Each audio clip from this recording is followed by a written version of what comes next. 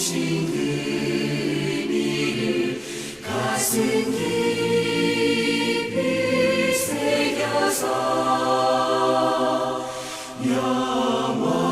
영원토록 그의 길을 따르며 말씀 전하리. 함께 찬송 149장 부르시면서 고난주간 새벽 기도회 여섯째 날 예배를 주님 앞에 드리도록 하겠습니다.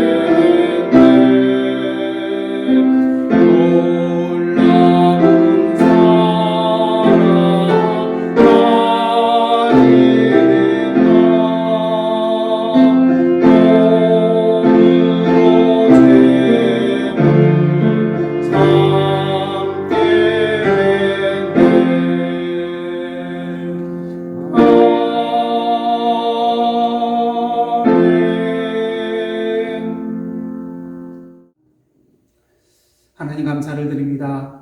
어제 저녁 성금요일 예배를 맞아요 주님 앞에 나아가 예배드리며 주님의 몸과 피에 참여할 수 있는 은혜를 내려주심에 감사를 드립니다. 지난밤에도 저희들에게 단잠을 허락하여 주시고 오늘 이 아침 또한 새벽을 깨며 나올 수 있도록 저희들의 발걸음을 인도하여 주시니 감사를 드립니다. 저희들 고난주간 새벽 기도회를 맞이하여 보다 나은 의라는 주제를 가지고 주님의 말씀을 함께 나누고 있습니다. 바라기는 이 시간 그저 머리로만 깨닫고 가슴으로만 느끼는 것이 아니라 보다 나은 의의 삶으로 다시 한번 결단하며 우리의 삶 가운데 그 일을 행하며 나아가는 저희들의 복된 삶 될 수 있도록 인도하여 주시옵소서. 이 시간 성령으로 저희들의 심령을 인쳐 주시어서 열린 눈과 열린 귀와 열린 마음으로써 주님의 말씀을 살아계신 하나님의 말씀으로 보고 듣고 가슴판에 새기는 귀한 은혜의 시간 될 수 있도록 인도하여 주시옵소서. 예수님의 이름으로 기도드리옵나이다. 아멘. 오늘 이 아침 저들에게 주신 하나님의 말씀은 계속해서 마태복음 5장 43절로부터 48절까지의 말씀입니다. 저와 여러분 한 절씩 교독하겠습니다. 또 내 이웃을 사랑하고 내 원수를 미워하라 하였다는 것을 너희가 들었으나 나는 너희에게 이르노니 너희 원수를 사랑하며 너희를 박해하는 자를 위하여 기도하라. 이같이 한즉 하늘에 계신 너희 아버지의 아들이 되리니 이는 하나님이 그 해를 악인과 선인에게 비추시며 비를 의로운 자와 불의한 자에게 내려 주심이라. 너희가 너희를 사랑하는 자를 사랑하면 무슨 상이 있으리요? 세리도 이같이 아니하느냐? 또 너희가 너희 형제에게만 무난하면 남보다 더하는 것이 무엇이냐? 이방인들도 이같이 아니하느냐? 그러므로 하늘에 계신 너희 아버지의 온전하심과 같이 너희도 온전하라. 아멘. 이는 하나님의 말씀입니다. 주전 63년에 로마 제국의 폼페이 장군이 군사들을 이끌고 와서 예루살렘을 포위하였습니다. 사실 높은 언덕에 위치한 예루살렘이기 때문에 사실 쉽게 함락시킬 수 있는 성은 아니죠. 하지만 폼페이 장군은 이 예루살렘 성을 쉽게 함락시켰습니다. 그 이유가 있는데요. 여러분들 아시다시피 유대인들은 안식일에 뭐 하지 않죠? 일하지 않습니다. 그렇기 때문에 이 사실을 알고 있는 폼페이 장군은요, 언제 공격하였을까요? 안식일에 이 예루살렘 성을 공격을 한 것입니다. 그래서 바깥에 성벽 주위에 높게 토담을 쌓고 안식일에 예루살렘 성을 공략하여서 쉽게 무너뜨릴 수가 있었습니다. 유대인들은 로마군에 죽는 것을 알면서도 제대로 싸우지도 못했습니다. 안식일이었기 때문인 것이죠. 그래야 예루살렘은 함락되고 당시 2만 명이 넘는 유대인들이 목숨을 잃게 되었다고 합니다. 그리고 로마의 식민지로 살면서 유대인들은 로마의 각종 세금들을 내야 됐습니다. 토지세, 또 14세 이상 남자와 또 12세 이상 되는 여자가 65세가 될 때까지 내는 인두세라는 것이 있었습니다. 또한 집세, 시장세, 상속세, 또 운반세, 통관세 등 여러 가지 그런 종류의 세금을 내야 됐습니다. 그러니까 유대인들은 이렇게 지나친 세금으로 말미암아서 경제적으로 큰 고통을 겪으며 살아가야만 했습니다.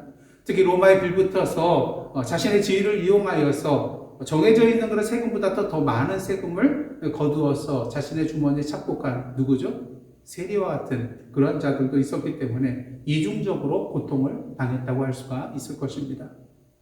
마치 일제치하에 우리의 모습을 보는 듯 합니다. 그런 면에서 유대인들에게 있어서 용서할래야 용서할 수 없는 자가 누구였을까요? 바로 로마 사람들이었다는 것입니다. 근데 오늘 본문 말씀을 보시면 예수께서 참으로 놀라운 말씀을 하십니다. 43절과 44절인데요. 또 내 이웃을 사랑하고 내 원수를 미워하라 하였다는 것을 너희가 들었으나 나는 너희에게 이르노니 너희 원수를 사랑하며 너희를 박해하는 자를 위하여 기도하라. 어떻게 원수를 사랑할 수 있을까요? 어떻게 박해하는 자를 위하여 기도할 수 있을까요?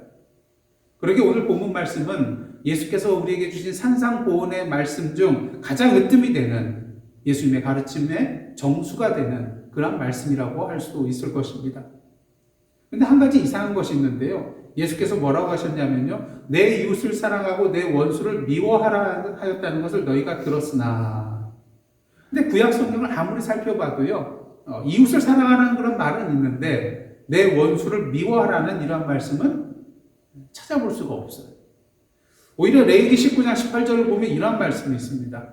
원수를 갚지 말며 동포를 원망하지 말며 내 이웃 사랑하기를 내 자신과 같이 사랑하라. 나는 여호와니라. 원수를 갚지 말라고 했어요. 뿐만 아니라 잠언서 24장 17절과 25장 21절을 보시면 이러한 말씀이 있습니다. 내 원수가 넘어질 때에 즐거워하지 말며 그가 엎드러질 때에 마음에 기뻐하지 말라. 저희들은 어때요? 일본이 우리나라와 경기를 해서 지는 것도 기분 좋아하지만 다른 나라와 경기를 해도 일본이 지는 것을 기뻐하더라고요. 하지만 잠언서 말씀은 원수가 넘어질 때 즐거워하지 말라는 거예요. 엎드러질 때 기뻐하지 말라는 것입니다. 또한 25장 21절을 보시면요. 내 원수가 배고파 하거든 음식을 먹이고 목말라 하거든 물을 마시게 하라. 내 먹을 거 내 마실 것도 없는데 원수에게 이걸 주라고요? 근데 그렇게 하라는 것이에요. 그렇다면 본문에서 예수께서 말씀하시는 내 원수를 미워하라고 했는데 그 말씀은 도대체 어디에서 나온 말씀일까요? 예수님 당시 랍비들의 가르침을 보면요, 이러한 내용이 있었습니다. 내 친구는 사랑하고 내 원수는 미워하라. 또 쿰란 공동체의 문서에 의하면은 하나님이 택하신 모든 자들을 사랑하고 그가 버리신 바, 즉 어두움의 아들들을 미워하라. 이러한 내용이 있다고 합니다. 이러고 볼 때 예수님 당시에는 원수를 미워하라는 말씀이 구체적으로 성경에는 나와 있지 않지만 율법에 대하여 해석하고 가르치는 데 있어서 원수를 미워하라는 내용을 하나님의 뜻과 명령으로 당연히 받아들이고 있었던 것 같아요. 그도 그럴 것이 선한 사마리아 사람 비유를 보시면 어떻습니까? 당시 유대인들에게 있어서 자신들이 사랑해야 할 대상 이웃은 어디까지인가요?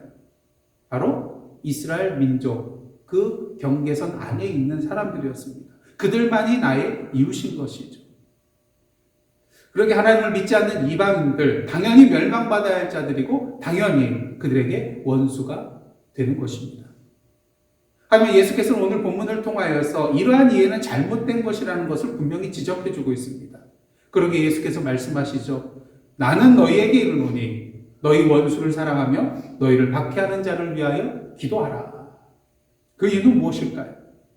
45절 상반절을 보시면요, 이같이 한즉 하늘에 계신 너희 아버지의 아들이 되리니. 사실 우리는 예수 그리스도를 믿고 따르는 자로서 이미 하나님의 자녀된 자라고 할 수가 있겠습니다. 그렇다면 하나님의 자녀된 우리의 삶의 모습은 어때야 될까요? 48절을 보시면 이런 말씀을 하십니다. 그러므로 하늘에 계신 너희 아버지의 온전하심과 같이 너희도 온전하라. 하나님의 자녀로서 하나님의 온전하심을 그대로 본받아 살아가야 한다는 것입니다. 예수 그리스도를 믿기 이전에 나의 옛 성품을 가지고 그대로 살아가는 것이 아니라 이제는 새 사람을 입은 자로서 하나님의 성품을 가지고 온전한 삶을 살아야 한다는 것이죠.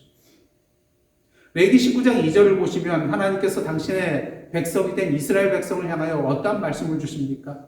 너희는 거룩하라. 이는 나 여호와 너희 하나님이 거룩합니다. 이 말씀과 같은 이치인 것입니다. 하지만 당시 너희 원수를 사랑하며 너희를 박해하는 자를 위하여 기도하라는 말씀은 듣고 있는 자들이 도저히 이해할 수 없고 받아들일 수도 없고 실천 불가능한 그러한 일이었다고 할 수가 있을 것입니다. 그러기에 예수께서 그들로 하여금 이해할 수 있도록 이것을 제대로 받아들일 수 있도록 말씀을 해주시죠.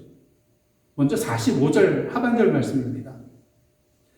이는 하나님이 그 해를 악인과 선인에게 비추시며 비를 의로운 자와 불의한 자에게 내려주시리라. 물론 구원의 은혜라는 것은요, 예수 그리스도를 믿는 자에게만 주시는 하나님의 은혜입니다. 하지만 어떻습니까? 오늘도 하나님께서는 그 사람이 믿는 자이건 믿지 않는 자이건 구원받은 자이건 구원받지 않은 자이건 악인과 선인 모두에게 해를 주시고요, 의로운 자 불의한 자 모두에게 비를 내려주시는 하나님이시라는 것입니다.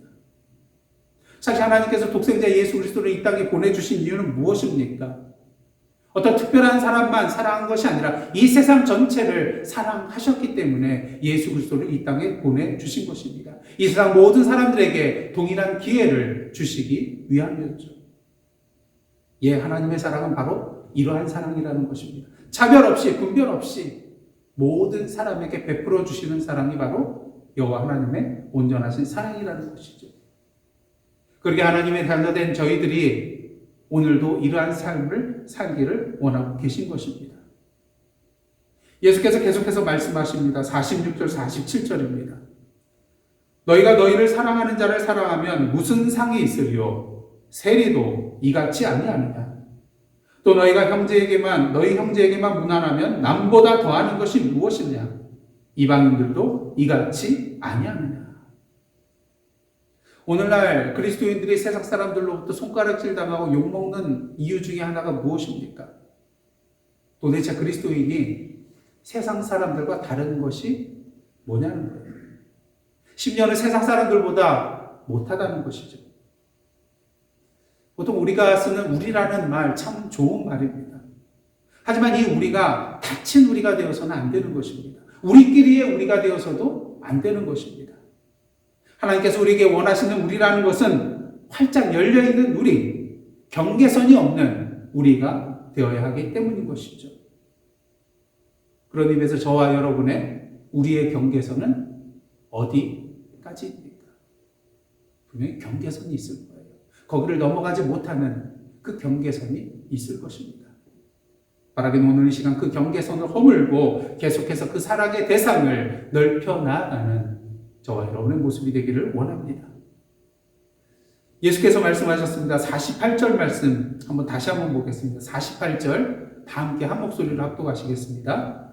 시작. 그러므로 하늘에 계신 너희 아버지의 온전하신가 같이 너희도 온전하라. 그래서 온전하라는 단어는 헬라어로 텔레이오스라는 그런 단어를 쓰는데요. 이 텔레이오스의 명사형은 텔로스라는 단어입니다. 어떤 뜻을 가지고 있냐면요. 끝, 목표, 목적, 종착점 이러한 의미를 가지고 있는 것이 텔로스라는 단어인데요. 그런 의미에서 오늘 본문에 온전하다는 그런 말씀은요. 목표점에 도달한 것을 의미한다고 할 수가 있을 것입니다. 그러기 신학자 윌리엄 바클레이는요. 이 온전하다는 단어는 추상적인 용어, 뭔가 감이 잡히지 않고 뭔가 구체적이 아닌 그런 단어가 아니라 기능적인 용어라는 것을 우리에게 말해주고 있습니다. 어떤 것이 본래 계획되고 설계된 목적을 실현하면 그것이 뭐가 되는 거예요? 온전한 것이 된다는 것이죠. 예를 들어 벽에 나사못이 헐거워져 있습니다. 이것을 조이기 위해서 뭐가 필요하죠? 드라이버가 필요하죠. 그래서 그것을 조이기 위해서 드라이버를 가져다가 이 나사못을 꽉 조여놨습니다. 그럴 때 우리는 이 드라이버를 향하여서 뭐라고 할 수 있다는 것이죠? 온전하다. 그 목적에 합당한 일을 했기 때문에 온전하다. 그렇게 표현할 수 있는 것입니다. 오늘 예수께서 우리를 향하여 온전하라고 말씀하고 계십니다. 그렇다면 우리가 도달해야 할 그 목적은, 목표점은 무엇이어야 될까요? 그 목표점은 인간적으로 우리가 정한 것이 되어서는 아니고 안 되며 우리를 부르시고 세우시고 사명을 주신 주님께서 정하시고 계획하고 묘파하는 것이 되어야 하는 것입니다. 예수께서 말씀하셨습니다. 하늘에 계신 아버지의 온전하심과 같이 바로 하나님의 온전하심이 우리가 도달해야 할 목표점이라는 것이죠. 그렇다면 그 하나님의 온전하심 중에 가장 대표적인 것이 무엇입니까? 바로 사랑이라는 것이죠. 그리고 그 하나님의 사랑이 구체적으로 나타난 것이 바로 예수 그리스도의 십자가의 사랑의 사건인 것입니다. 그러게 사도 바울은 에베소서 4장 13절을 통해서 이런 말을 합니다. 우리가 다 하나님의 아들을 믿는 것과 아는 일에 하나가 되어 온전한 사람을 이루어 그리스도의 장성한 분량이 충만한 데까지 이르리니. 그래서 온전한 사람을 이룬다고 할 때 이 온전하다는 단어는 오늘 본문의 온전하다와 같은 텔레이오스라는 단어가 쓰였습니다. 이를 통하여 우리는 온전한 사람을 이루는 것이 곧 그리스도의 장성한 분량이 충만한 데까지 이르는 것임을 분명히 보게 되는 것이죠. 그리스도를 본받아 살아가는 삶, 우리의 모습을 통하여 예수 그리스도의 모습이 드러나는 삶, 그리스도의 형상으로 살아가는 삶이 바로 온전한 삶이라는 것입니다. 그런 의미에서 오늘 48절 말씀에 그러므로 하늘에 계신 너희 아버지의 온전하신 같이 너희도 온전하라는 말씀은요. 지금까지 저희들 오늘까지 6일 동안 다뤘던 보다 나은 의라는 주제로 함께 나눴던 마태복음 5장 17절로부터 48절까지 이 전체의 말씀을 아우르는 결론의 말씀이라고 할 수가 있을 것입니다. 생각해 보십시오. 우리가 하나님의 온전한 사랑의 마음을 가지고 나아갈 때, 예수 그리스도의 십자가의 사랑의 마음을 가지고 나아갈 때 다른 사람에게 화를 낼 수 있겠습니까? 나쁜 말을 할 수 있겠습니까? 불화의 관계로 나갈 수가 있겠습니까? 다른 사람의 그 대상을 나의 욕심과 탐욕의 대상으로 삼고 그렇게 나아가겠습니까? 분명히 인격적으로 대하겠죠. 결혼의 신성함을 지켜나갈 것입니다. 맹세하지 않아도 서로 믿고 신뢰하는 관계가 될 것입니다. 보복하지 않고 선으로 악을 이기는 그러한 삶이 될 것입니다. 그리고 한 걸음 더 나아가 오늘 본문 말씀처럼 원수를 사랑하고 박해하는 자를 위하여 기도하는 자리로 나아가게 될 것입니다. 진정 사랑한다면요. 사실 이러한 삶을 산다는 거 부담되죠. 근데 우리가 분명히 알아야 될 사실은 무엇입니까? 이러한 부담 없이 살아가는 그리스도의 삶이란 존재하지 않는다는 것입니다. 이 부담은 거룩한 부담입니다. 그리스도인으로서 주님의 제자로서 살아갈 때에 당연히 우리가 감내해야 될 거룩한 부담이라는 것이죠. 혹시 이러한 거룩한 부담 없이 살아가기를 원하십니까? 그렇다면 그 삶은 결코 바리새인과 서기관보다 나은 의의 삶이 될 수 없다는 것을 우리는 알아야 할 것입니다. 바라기는 오늘도 이러한 거룩한 부담을 가지고 하나님의 온전하심의 길, 예수 그리스도의 사랑의 길을 걸어가시는 저와 여러분의 복된 삶 되시기를 원합니다. 그러할 때 우리의 삶은 세상 사람들 앞에 우리가 진정 주님의 제자라는 것을 확증시켜줄 수 있는 그런 복된 삶이 될 것입니다. 그러게 무엇보다 오늘 이 시간 기도의 자리로 나아가시기를 원합니다. 예수께서도 그 십자가의 사랑의 길을 걸어가시기 위하여 아버지 하나님 앞에 나아가 혼신의 힘을 다하여 땀을 흘릴 때에 그것이 이어떨어지는 핏방울처럼 보일 정도로 간절한 마음을 가지고 아버지 하나님께 기도하였습니다. 그렇다면 저희들은 어떻게 해야 될까요? 당연히 기도해야 됩니다. 오늘도 아버지 하나님께 나아가 엎드려 간절한 마음을 가지고 하나님 오늘도 아버지와 같이 온전한 삶을 살게 하옵소서. 예수 그리스도의 십자가의 사랑을 본받아 살며 나아갈 수 있도록 인도하여 주옵소서. 예수 그리스도의 장성한 분량이 충만한 데 이르기까지 저희들을 성령으로 인도하여 주옵소서. 간절한 마음을 가지고 기도해야 할 것입니다. 그럴 때 성령의 도우심과 인도하심 가운데에 우리가 주님 안에 거하고 주님께서 내 안에 거하는, 이제는 내 안에 내가 사는 것이 아니라 십자가에 못 박히셨다가 부활하신 그 예수 그리스도께서 사신 바 되는 온전한 사랑의 삶, 보다 나은 의의 삶을 살아가게 될 것입니다. 바라기는 오늘도 이런 보다 나은 삶, 아버지의 온전하신과 같이 온전한 그리스도의 십자가의 사랑을 행하며 나아가는 저와 여러분의 삶이 되기를 주님의 이름으로 축복합니다. 그런 의미에서 이 시간 함께 기도 드리실 때에 우리의 경계선을 허물고 우리의 범위를 넓혀 나가는 자 되게 하옵소서. 원수를 사랑하며 박해하는 자를 위하여 기도하는 자 되게 하옵소서. 예수 그리스도의 십자가의 사랑으로 아버지의 온전하심과 같이 온전한 삶으로 나아가는 예수 그리스도의 장성한 분량이 충만한 데까지 이르는 삶이 되게 하옵소서. 그리고 마지막으로 지금의 자리에 안주하지 않고 거룩한 부담을 가지고 보다 나은 의의 삶을 살아가는 자 되게 하옵소서. 이 네 가지 내용을 놓고 함께 기도하며 나가시겠습니다. 함께 기도하시겠습니다.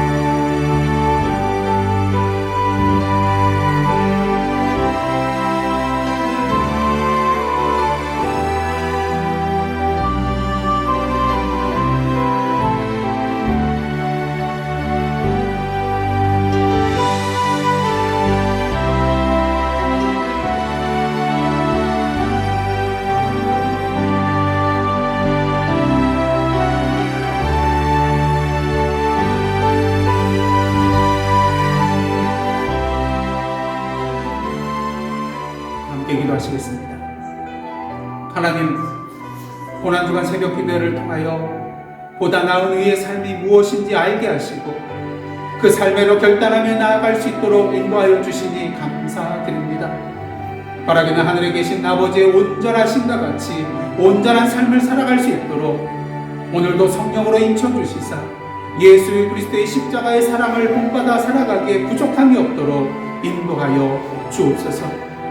이제 부활주의를 앞두고 있습니다. 고난의 십자가의 길이 끝이 아니요 부활의 영광이 우리를 기다리고 있다는 사실을 아는 자로서, 믿는 자로서 오늘도 십자가의 길에서 부활의 기쁨을 미리 맛보고 누리는 저희들의 복된 삶 되게 하여 주시옵소서.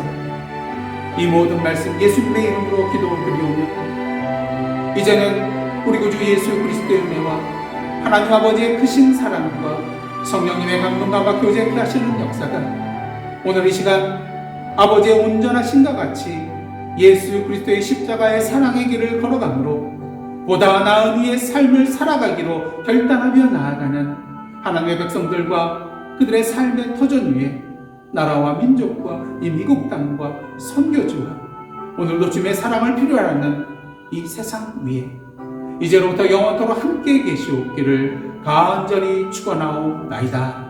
아멘.